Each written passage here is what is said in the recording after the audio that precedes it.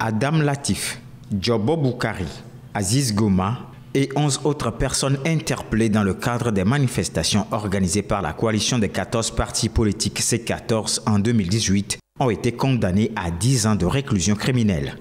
4 autres accusés, actuellement en cavale, ont été condamnés par contumace à 20 ans de réclusion criminelle. Le verdict est rendu le lundi 3 février par la cour d'assises.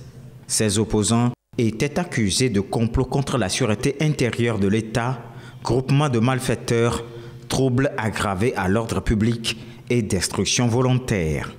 Ils avaient été arrêtés au moment des élections législatives de décembre 2018, moment marqué par un climat politique tendu.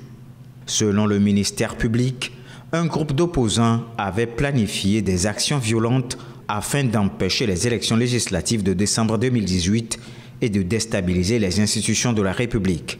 L'enquête, selon le parquet, a mis en lumière l'existence d'un réseau d'activistes basés en Europe et militant sous la bannière du mouvement Tshobwe for Freedom, présenté comme un groupe cherchant à organiser une insurrection au Togo. L'exploitation de leur téléphone ayant confirmé le plan de déstabilisation. Mais lors de leurs auditions, tous les accusés avaient rejeté en bloc toutes les accusations. La défense compte porter l'affaire devant les juridictions. Elle estime que le jugement rendu par la cour d'assises est inique.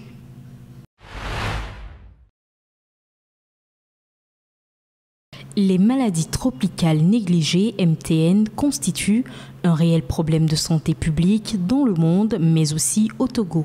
En effet, chaque année, des milliers d'enfants voient leur croissance et leur développement compromis par les MTN. Il s'agit entre autres des géohelminthiases, des schistosomiases, des envenimations par morsure de serpents, de la lèpre, de l'ulcère de Buruli, du pian, etc.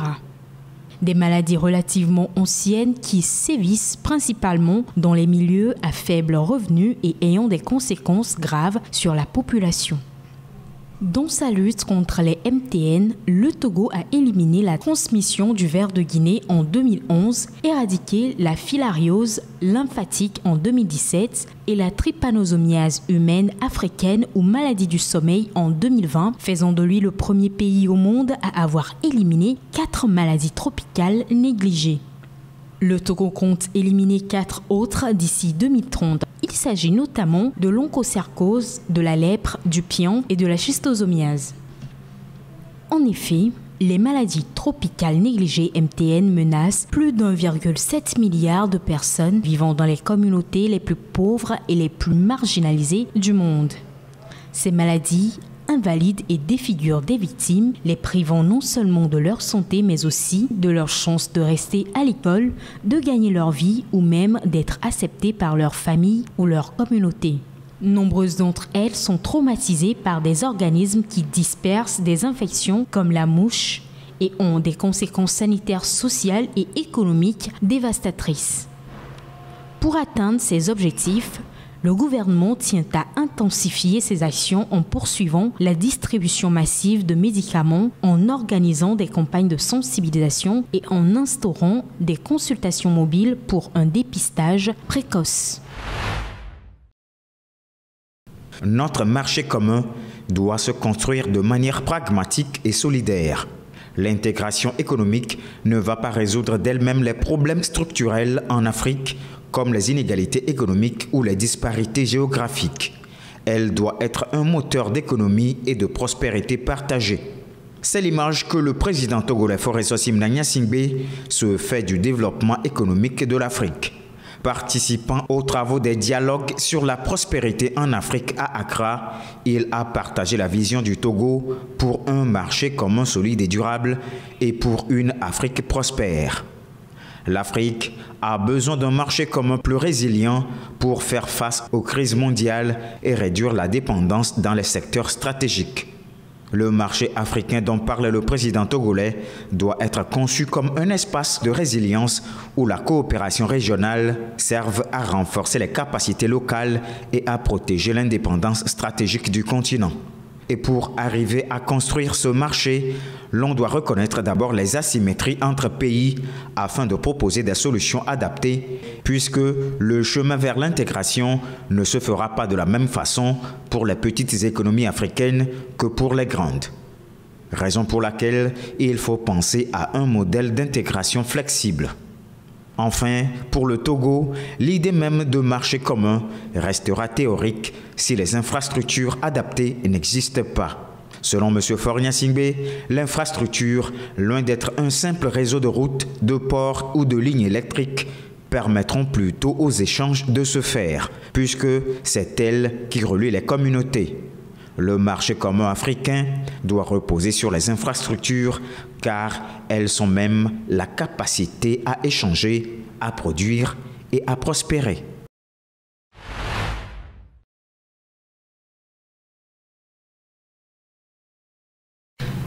Le taux de chômage des jeunes reste préoccupant en 2025, atteignant 12,6% en 2024, selon le récent rapport de l'Organisation internationale du travail OIT sur l'emploi et les questions sociales dans le monde.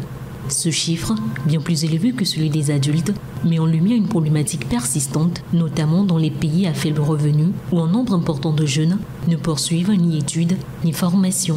L'une des causes majeures de cette situation réside dans l'inadéquation entre les systèmes éducatifs et les besoins du marché de l'emploi. Dans plusieurs pays, les jeunes diplômés manquent des compétences requises pour s'intégrer sur le marché du travail, les exposant ainsi à des emplois précaires ou au chômage de longue durée. Outre cette problématique, le marché du travail mondial en 2025 reste marqué par une reprise économique fragile. Si le taux de chômage global tourne autour de 5%, les tensions géopolitiques, le poids de la dette et les coûts liés au changement climatique freinent les progrès en matière d'emploi. Bien que l'inflation ait ralenti, les salaires réels connaissent une progression lente, impactant aussi le pouvoir d'achat, en particulier dans les pays en développement. L'OIT souligne également les disparités importantes entre secteurs. Les industries numériques et vertes offrent de nouvelles opportunités d'emploi, tandis que des secteurs comme l'industrie manufacturière et certains services traditionnels peinent à se redresser. Cette transformation nécessite des investissements en formation afin d'accompagner les travailleurs vers ces nouveaux métiers. Par ailleurs, l'égalité salariale entre hommes et femmes progresse à un rythme insuffisant, maintenant des écarts de rémunération préoccupants. L'OIT plaide pour des politiques d'emploi plus inclusives, intégrant une meilleure protection sociale et un accès élargi aux formations professionnelles afin de bâtir un marché du travail plus résilient et équitable.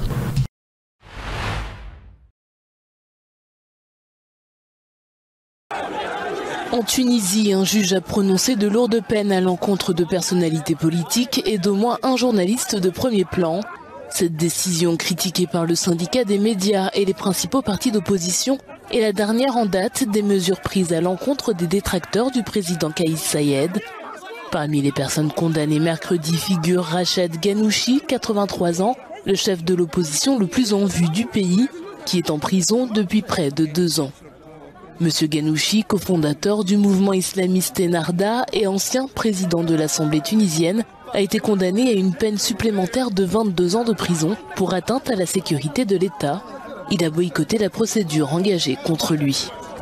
Ennahda a condamné le procès comme étant politiquement motivé. Le mouvement a déclaré que les poursuites étaient destinées à la vengeance, à la violation des droits de l'homme et des libertés fondamentales, à l'affaiblissement de l'état de droit et à la politisation flagrante du système judiciaire.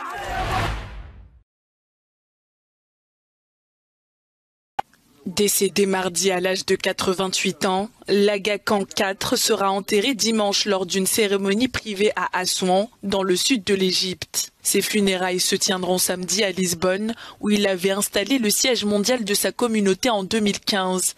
La cérémonie funèbre aura lieu au centre communautaire ismaélien de Lisbonne, devant plusieurs centaines d'invités, tandis qu'un hommage à son fils aîné Raïm, le nouvel imam des musulmans chiites ismaéliens, sera rendu mardi dans un cadre privé. L'Aga Khan IV avait été intronisé en 1957, 49e imam des Ismaéliens nizarites, une branche de l'islam chiite qui compte entre 12 et 15 millions de membres répartis à travers le monde. Nouvelle manifestation massive contre l'extrême droite en Allemagne samedi, à 2 semaines des élections législatives.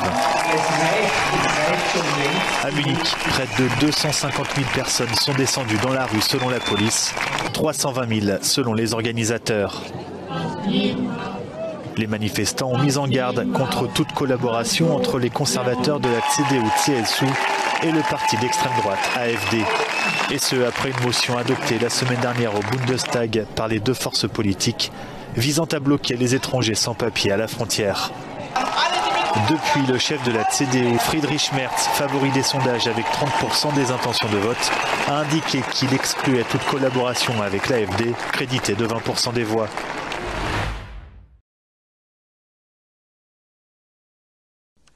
Une barbe blanche et une forte personnalité, connue et appréciée des Namibiens. Sam Nujoma, fervent défenseur de la paix et tout premier président de la Namibie, s'est éteint à l'âge de 95 ans.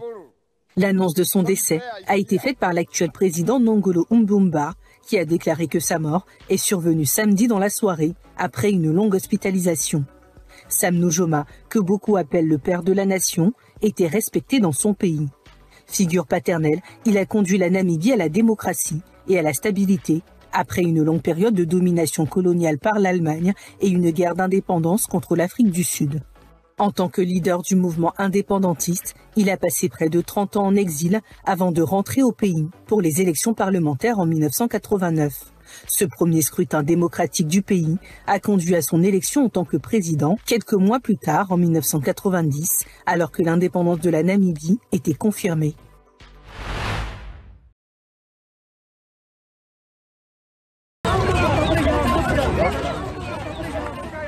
Trois otages israéliens et 183 prisonniers palestiniens ont été libérés ce samedi dans le cadre de l'accord de cessez-le-feu entre Israël et le Hamas.